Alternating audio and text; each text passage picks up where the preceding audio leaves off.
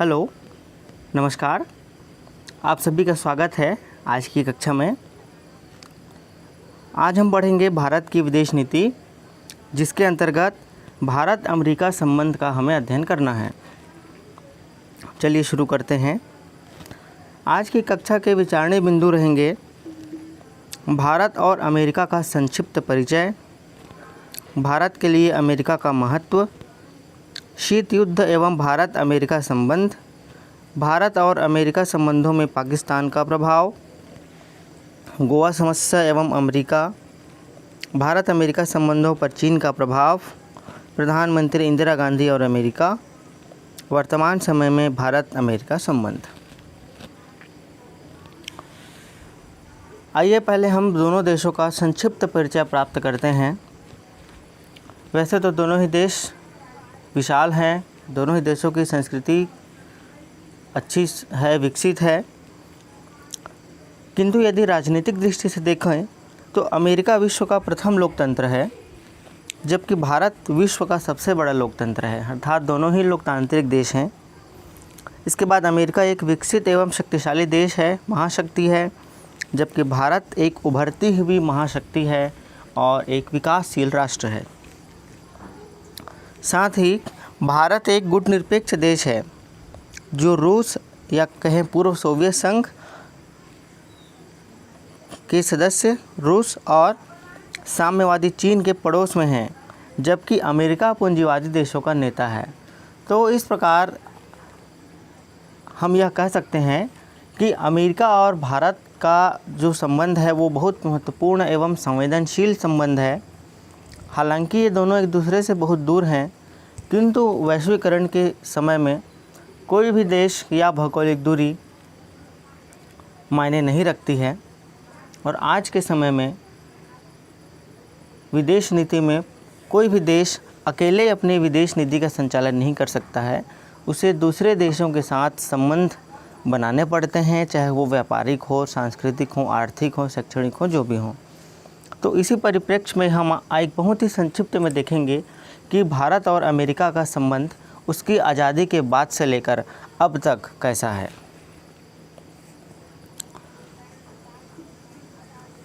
आप देखते हैं भारत के लिए अमेरिका का क्या महत्व है। तो अंतर्राष्ट्रीय राजनीति में जैसे कि मैंने कहा कि सभी देश दूसरे देशों के लिए महत्वपूर्ण ही रहते हैं, किंतु अमेरिका जैसी महाशक्ति स्वाभाविक रूप से प्रत्येक देश के लिए महत्वपूर्ण होगा। साथ ही भारत जिस प्रकार से अपनी शक्तियों को बढ़ाते जा रहा है, उस हिसाब से अमेरिका द्वारा भी भारत की उपेक्षा संभव नहीं है। यदि इसे व्यापारिक दृष्टि से देखें तो भारत अमेरिका से व्यापार करने वाला 18वां बड़ा देश है, जबकि अमेरिका भारत का सबसे बड़ा व्यापारिक साझेदार है। वर्तमान समय में भारत अमेरिका के साथ ही सबसे अधिक सैन्य अभ्यास करता है एवं सबसे अधिक सैन्य उपकरणों की खरीदी अमेरिका से करता है। पहले सबसे अधिक सैन्य उपकरण वह रूस से खरीदता था, किंतु अभी इन समीकरणों में कुछ बदलाव आया है। आइए सबसे पहले हम अध्ययन करते हैं शीत युद्ध एवं भारत अमेरिका संबंध का। शीत युद्ध वो समय है जब भारत की स्वतंत्रता के प्रयास चल रहे थे, और जैसे ही द्वितीय विश्व युद्ध समाप्त हुआ उसके तुरंत बाद विश्व में दो महाशक्तियों का उदय होता है। एक सोवियत संघ, जिसका आजकल मुख्य देश वर्तमान रूस है, दूसरी ओर है संयुक्त राज्य अमेरिका। यह दोनों अलग अलग विचारधाराओं का प्रतिनिधित्व करते थे। अमेरिका पूंजीवाद का समर्थक था और रूस या सोवियत संघ साम्यवाद का। ऐसे ही समय में 1947 में जब भारत ब्रिटेन से स्वतंत्र होकर एक स्वतंत्र देश बना, तो उसके सामने चुनौती थी कि वह किस ओर जाए, वह पूंजीवादी गुट की ओर जाए अथवा साम्यवादी गुट की ओर। उसका पूर्व शासक ब्रिटेन एक पूंजीवादी समर्थक राष्ट्र था, किंतु उसके पड़ोस में दो साम्यवादी राष्ट्र थे। इसलिए भारत ने यह तय किया कि वह किसी भी गुट में नहीं जाएगा, वो निर्गुट रहेगा, और उन्होंने प्रधानमंत्री नेहरू के नेतृत्व में एक गुट निरपेक्ष आंदोलन बना और भारत ने उस नीति को अपनाया। किंतु इस गुट निरपेक्षता की नीति को अमेरिका ने सदैव शंका की दृष्टि से ही देखा। इसके बाद शीत युद्ध में सैनिक संधियों का काल आया, जब दोनों ही गुट साम्यवादी और पूंजीवादी सैनिक संगठन बनाने लगे और अपने अपने समर्थक देशों की सेनाओं के साथ मिलकर वो गुट बनाने में लग गए।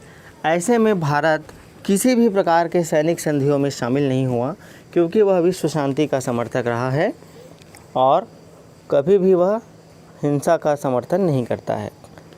इसके साथ ही कोरिया युद्ध जब हुआ उस समय, तो कोरिया युद्ध में भारत ने चीन को आक्रांता नहीं माना, जबकि अमेरिका का यह मानना था कि चीन ने पहले कोरिया पर आक्रमण किया है।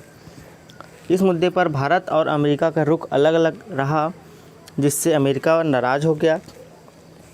इसके बाद भी अमेरिका भारत का सांस्कृतिक और आर्थिक विकास होता रहा। अमेरिका ने भारत को खाद्य पदार्थों की आपूर्ति की, किंतु इस काल में यदि संपूर्ण परिप्रेक्ष्य में देखा जाए तो दोनों देशों के संबंध मधुर नहीं रहे। मधुर नहीं रहने का कारण जहाँ तक मुझे अपने विवेक से लगता है कि अमेरिका चाहता था कि भारत पूंजीवादी गुट में शामिल हो। भारत गुट निरपेक्ष हो गया। अमेरिका को लगा कि मैं एक महाशक्ति हूँ और एक नया स्वतंत्र हुआ देश मेरी बात नहीं मान रहा है। इस कारण से अमेरिका की नाराज़गी हो सकती है। अब हम देखते हैं भारत अमेरिका संबंधों में पाकिस्तान का प्रभाव। जैसा कि आप जानते हैं कि पाकिस्तान हमारा पड़ोसी देश है और हमारा शत्रु देश है, मुझे यह कहने में कोई संकोच नहीं है। तो भारत और अमेरिका के बीच पाकिस्तान की क्या भूमिका है, पाकिस्तान की वजह से भारत और अमेरिका संबंधों में क्या क्या घटनाएं महत्वपूर्ण घटी, यदि इसको देखें तो सबसे पहले अमेरिका सदैव पाकिस्तान का समर्थक रहा है प्रारंभ से लेकर अब तक, और उसने पाकिस्तान को सैन्य उपकरण एवं अन्य प्रकार की सहायता उपलब्ध कराई है। ऐसा क्यों? तो ऐसा इसलिए क्योंकि एशिया महाद्वीप में उसे कोई एक ऐसा देश चाहिए था जो गरीब हो, जो आसानी से अमेरिकी सहायता ले ले और उसके बदले में उसके एक सैनिक अड्डे के रूप में काम करे या एक दबाव गुट के रूप में काम करे। तो पाकिस्तान इसके लिए उनको उचित देश लगा, इसलिए अमेरिका ने सदैव पाकिस्तान का समर्थन किया है और उसे अत्याधुनिक हथियार दिए हैं। इसी क्रम में 1954 में पाकिस्तान सीटो का सदस्य बन गया। सीटो भी एक सैनिक संगठन है जो अमेरिका द्वारा बनाया गया था। भारत इस सीटो का सदस्य नहीं बना, जिससे अमेरिका को कुछ नाराज़गी हुई। साथ ही अमेरिका ने आइजनहावर सिद्धांत दिया। आइजनहावर सिद्धांत का अर्थात यह था कि मध्य पूर्व के देशों में और एशियाई महाद्वीप के देशों में उनको आर्थिक सहायता दी जाए और बदले में उन्हें अमेरिका का समर्थन करने के लिए कहा जाए। तो भारत ने आइजनहावर सिद्धांत का भी विरोध किया।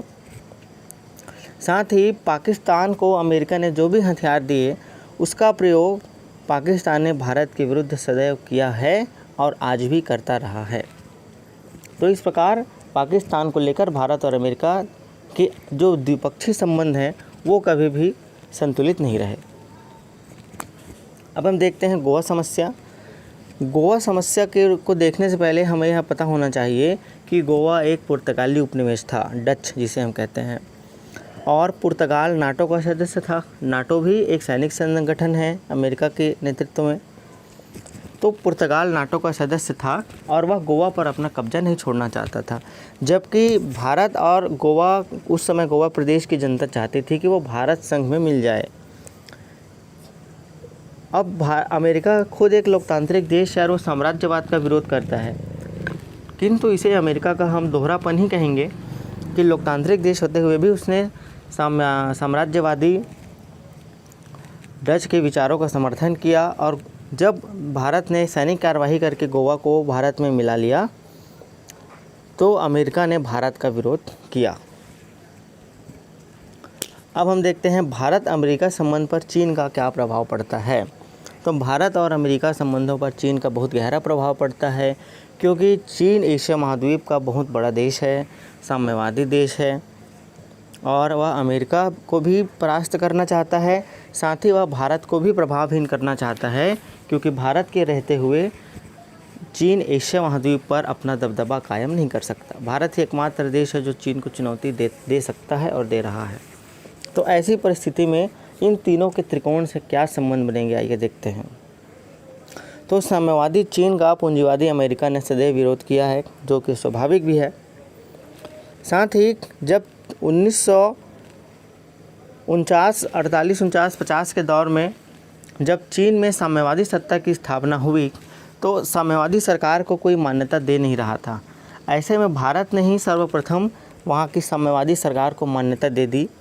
इससे अमेरिका नाराज़ हो गया, किंतु इस नाराज़गी की वजह से ऐसा नहीं है कि संबंध समाप्त हो जाएंगे। 1960 में भारत और अमेरिका के बीच एक PL 480 समझौता हुआ, जिसके तहत भारत को अमेरिका खाद्यान्न आपूर्ति करने लगा और समय अवधि थी 4 वर्ष की। साथ ही जब 1962 में भारत और चीन का युद्ध हुआ तो अमेरिका ने उस युद्ध में भारत का साथ दिया। उसने यह सोचा कि यदि वो चीन का साथ देगा तो वैसे भी वह साम्यवादी देश का साथ दे नहीं सकता था और चीन उसे समर्थन लेता भी तो अपनी शर्तों के साथ लेता।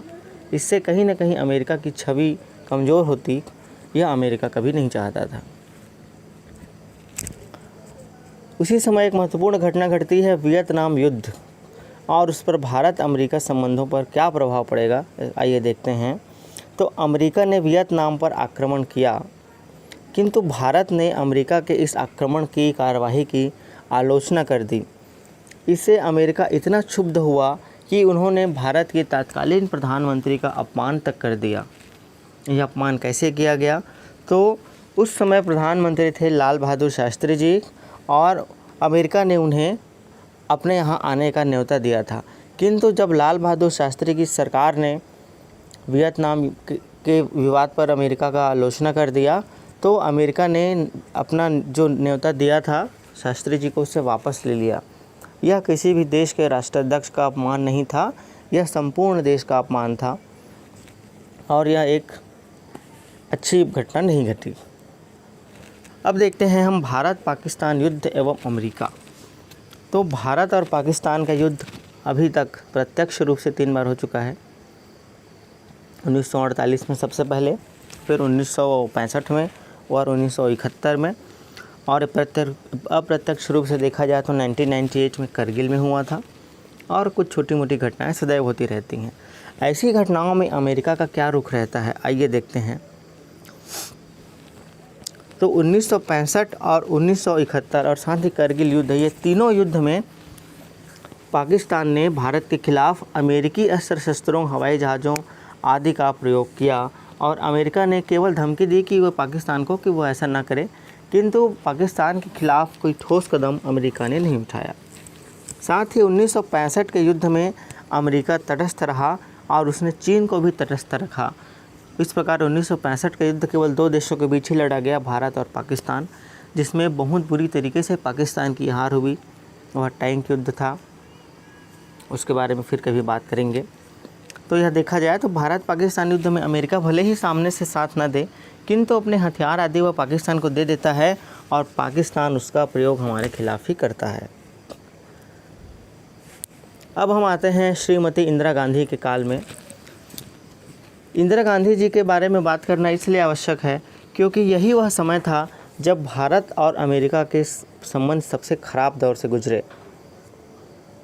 अमेरिका ने भारत पर सोवियत से संबंध समाप्त करने का दबाव बना दिया था, किंतु वह प्रधानमंत्री गांधी ने ऐसा नहीं किया।